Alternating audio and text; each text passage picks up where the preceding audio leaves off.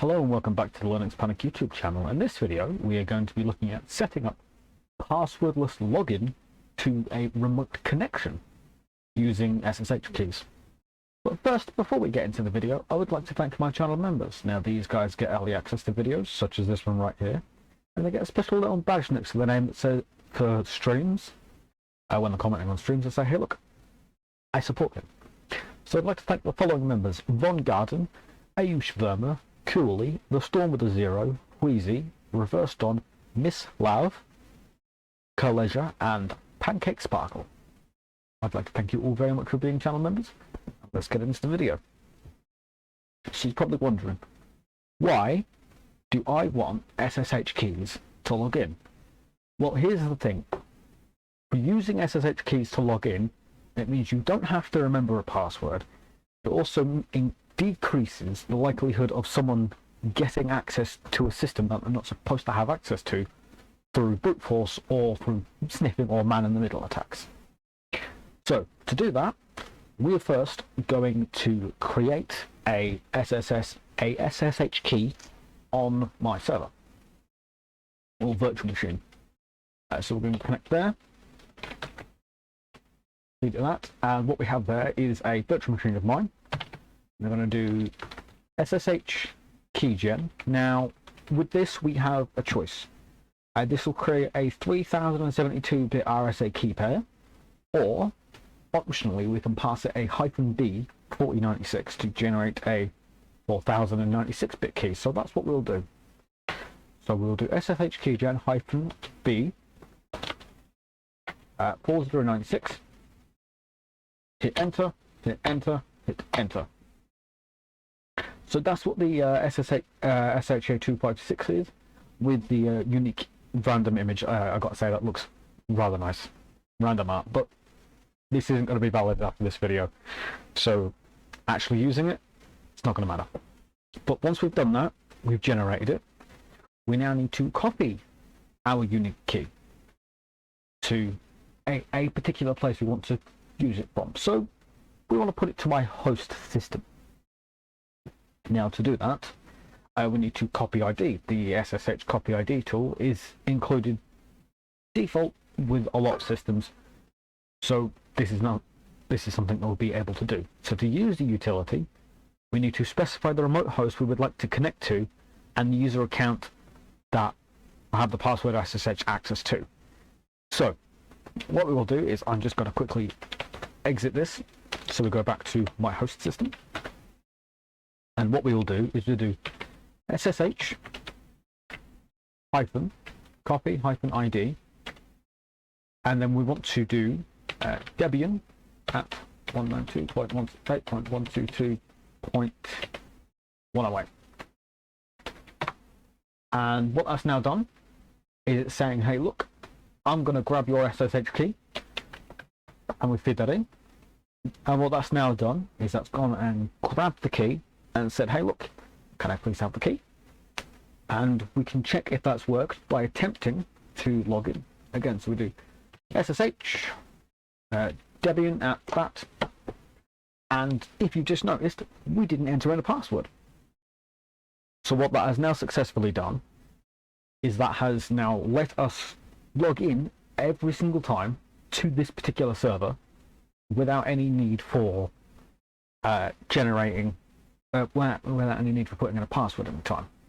Now you want to use this as a way of keeping servers secure, not having to input a password, and to decrease the likelihood of a potential weak point in a network for cybersecurity reasons. So you do this, it prevents having to need password entries, and it just works every time. Now you could change this around to prevent logins with passwords at all in the settings for SSH. So to do that, we're just going to do clear. Let's type in LA. We need to cd into the SSH directory. And what we see here is the authorized keys, the RSA, and all that, but that's not quite. So we do cd/etc, cd, and then SSH once I can find it. So cd SSH, And in here we have our config.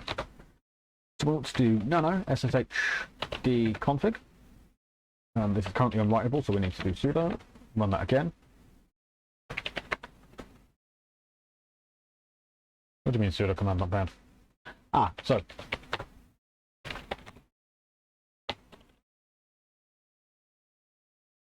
okay, that's weird. What?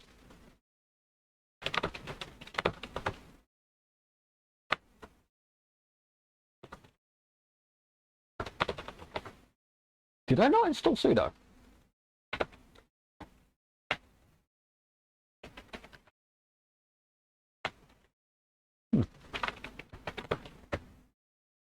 Huh.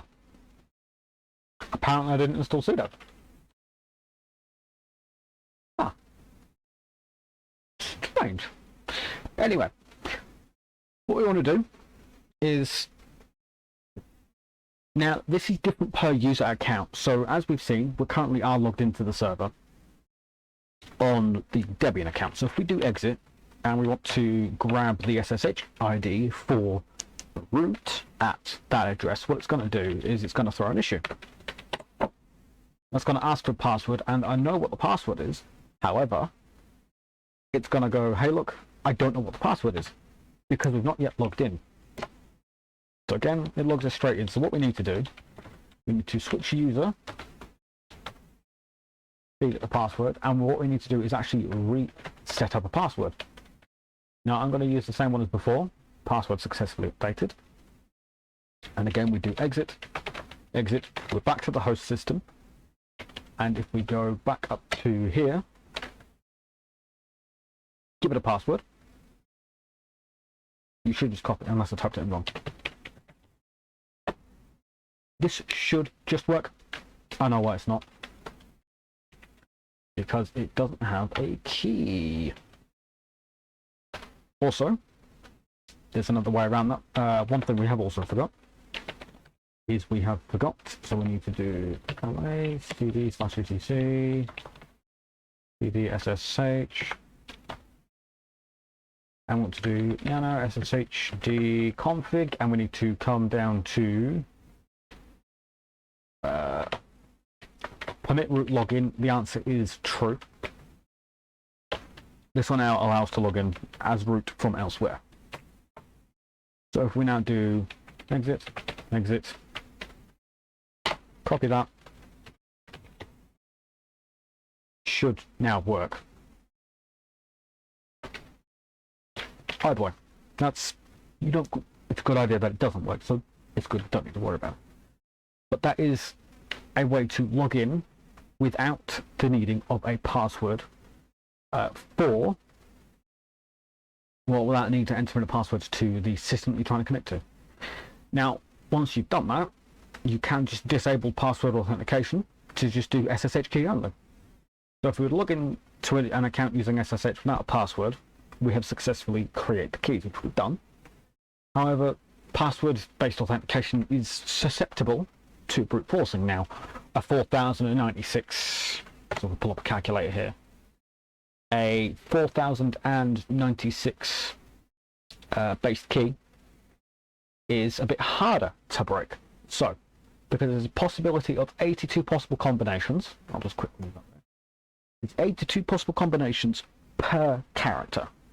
So if we do 82 times 4096, there are a total of 335,872 different variations of each character in total.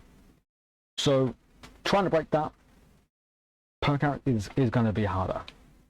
But what we will do is we will quickly log back in. So again, SSH back to there. What I want to do, I need to switch back to sudo user mod AEG Debian sudos.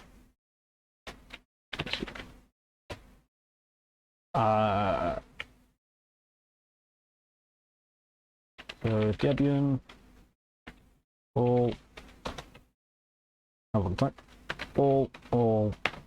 all We need to do exit. Now that we've done that, we need to do sudo nano/etc/ssh/sshd config. Have a look at type the password incorrectly.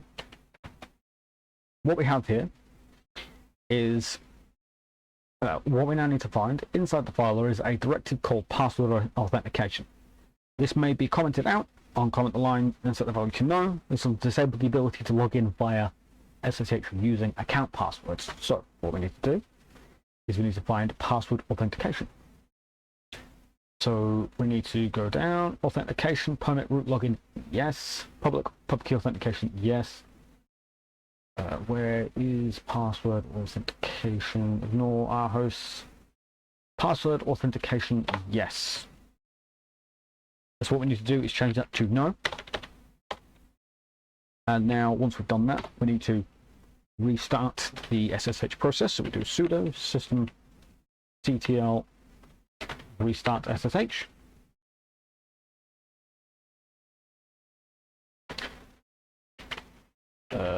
SSH.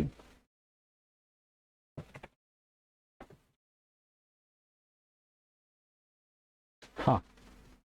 Sudo systemctl stop SSH. Sudo systemctl. Ah, that's funny. So I actually need to quickly open up the virtual machine it's on. Sudo systemctl stop SSH. Start. The reason why that's having issues for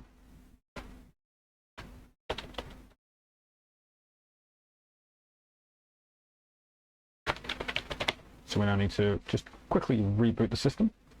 That's going to throw an error. So the reason why we're having an issue here is because I was trying to restart the SSH shell whilst in an SSH session. So it's going, I don't know what's happening.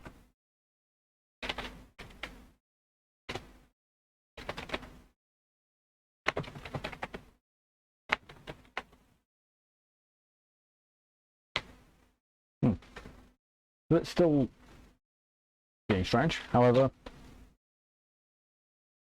yeah, so that's expected because we've now just changed that. So again, we need to fix that. So it's no longer working. Once you verify the SSH, we can do that. Now that only responds to SSH keys. Now, because we have the SSH key, it's still throwing a bit of a wobbly because the SSH session has crashed and it won't restart.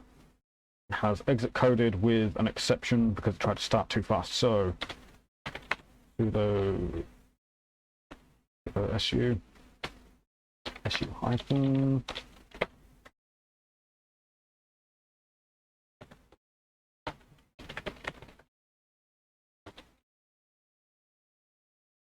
right. So we want to do /nano/etc/ssh/sshd config commit root login true, and then password authentication yes. Check whether we change it around. Clear.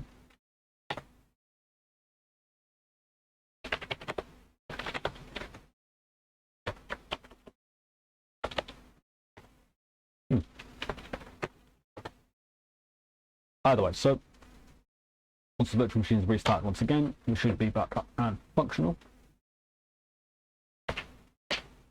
There we go.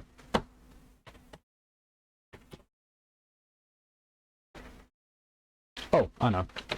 Because I restarted the virtual machine, the IP address has changed. Why is it? It hasn't, but that's just how secure it is. Now, the only way you can break that is how I physically have access to the host machine. Anyway, I'd like to thank you very much for watching. If you liked the video, hit the like button. If you disliked, hit the dislike button. Remember, when you use Linux, don't panic. Anyway, I have been Nick. You have been amazing. And I hope you have a wonderful rest of your day. Goodbye.